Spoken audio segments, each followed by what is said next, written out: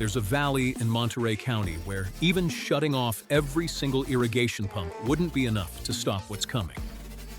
We'll get to that. You're listening to the Sigma Weekly, your 10-minute briefing on everything happening in California groundwater.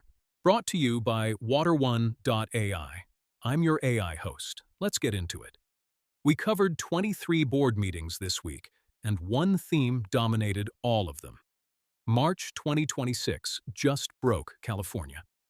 Let me explain what I mean. The State Water Resources Control Board reported that March was the warmest on record for the state, a new record by 3.5 degrees Fahrenheit. And it was also the driest March ever recorded. Snowpack peaked 36 days early, back in February, and has essentially vanished. Statewide, it's sitting at just 18% of average. Reservoirs are in decent shape thanks to early season rain, but there is no snowpack left to feed them through summer. The State Water Project allocation is at 30%. DWR Director Carla Nemeth called these conditions practice rounds for a future where this kind of year happens regularly. Now, here's what that looks like on the ground.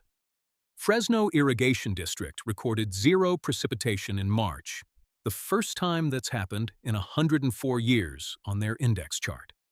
March demand came in 10,000 acre-feet above projections, basically a typical May in what should have been a spring month. Over at Kings County Water District, the April through July runoff forecast dropped to 48% of average despite full storage at Pine Flat. So they're planning an unusual split run, a couple weeks of deliveries in April, then shut down for most of May, then restart in late May for a 60-day summer push. Consolidated Irrigation District is in a similar spot. Their Kings River forecast fell to 43%, cutting the expected run from 90 days down to about 60, starting May 4th. And down on the Colorado River, Imperial Irrigation District reported in-valley agricultural deliveries fell to 2.187 million acre-feet, the lowest since at least 1993. The April 1st snow survey showed almost nothing left. These are numbers that should get everyone's attention.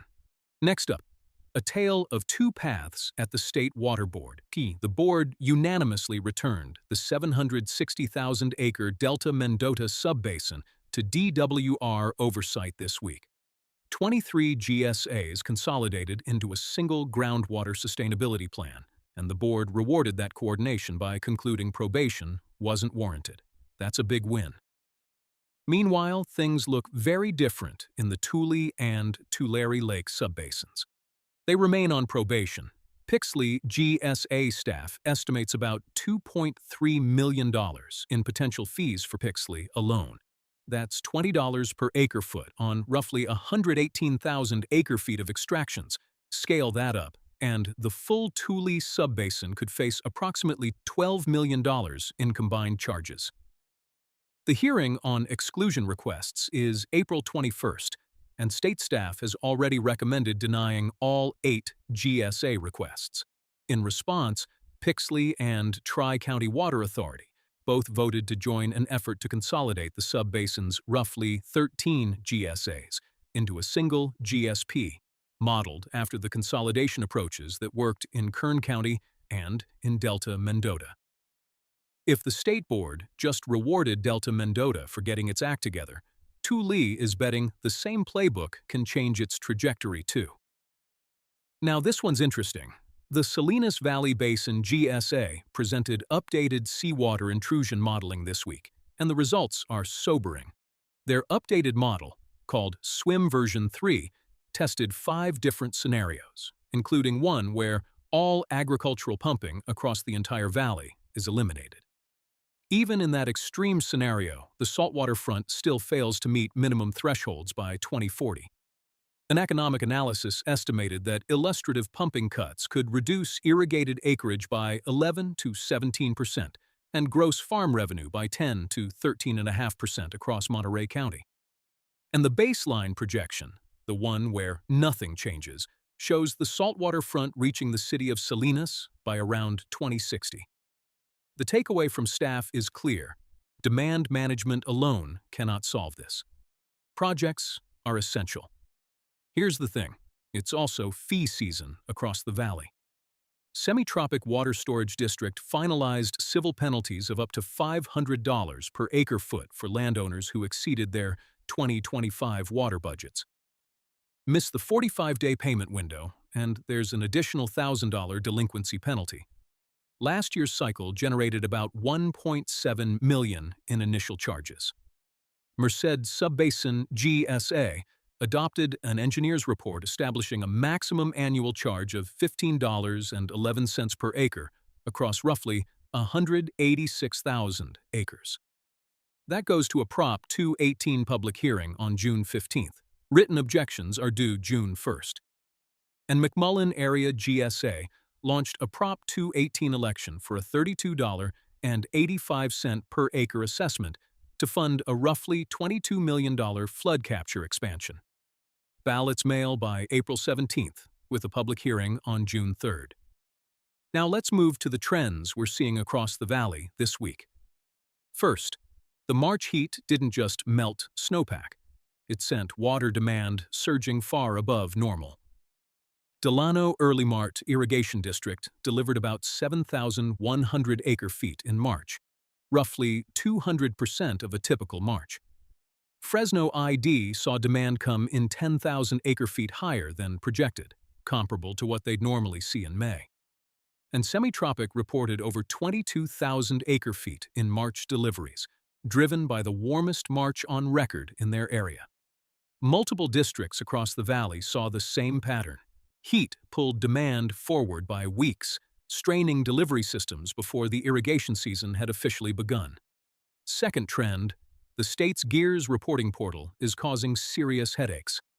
Pixley GSA reported that of about 50 landowner submissions attempted through the State Water Board's online reporting system, only 4 actually went through. Tri-County Water Authority says the system won't accept paper submissions and is scheduling in-person workshops to help growers navigate it. The board heard concerns from multiple speakers about small and older farmers struggling with the platform, but confirmed the May 1st deadline stands. If you're in a probationary subbasin and haven't submitted yet, don't wait. And third, federal dollars are flowing into water infrastructure just as subsidence monitoring is undergoing a major shift. Friant Water Authority was awarded $200 million from the One Big Beautiful Bill Act for the Middle Reach Capacity Correction Project on the Friant-Kern Canal. Another $50 million from the same bill goes to San Luis Canal subsidence repairs. That's real money hitting real infrastructure, but at the same time, the Bureau of Reclamation announced it will no longer fund physical benchmark subsidence monitoring sites. DWR also declined to take them over. Chowchilla Water District has already shifted to INSAR satellite data for tracking, and Madera County expects to follow. Meanwhile, Semitropic flagged that a DWR contracted analysis near the Kern National Wildlife Refuge showed roughly double the subsidence their own data indicates, potentially due to deeper geological activity rather than pumping. That discrepancy is worth watching. Before I go, here's what to watch. The State Water Board hearing on April 21st will consider Tule subbasin exclusion requests. If you farm in the area, attend or submit comments before noon on April 20th. And Fresno Irrigation District's grower meetings are April 22nd, 23rd, and 29th. Doors open at 8 a.m. with the irrigation season outlook and SGMA updates on the agenda. That's your SGMA Weekly. If you want the full details on every board meeting we covered, head to waterone.ai. You can read the complete recaps, and if you want to dig deeper, try Chat GSA. Just ask it anything about your district, and it'll pull up the answers from the latest meetings. I'm your AI host. Stay informed, and I'll see you next week.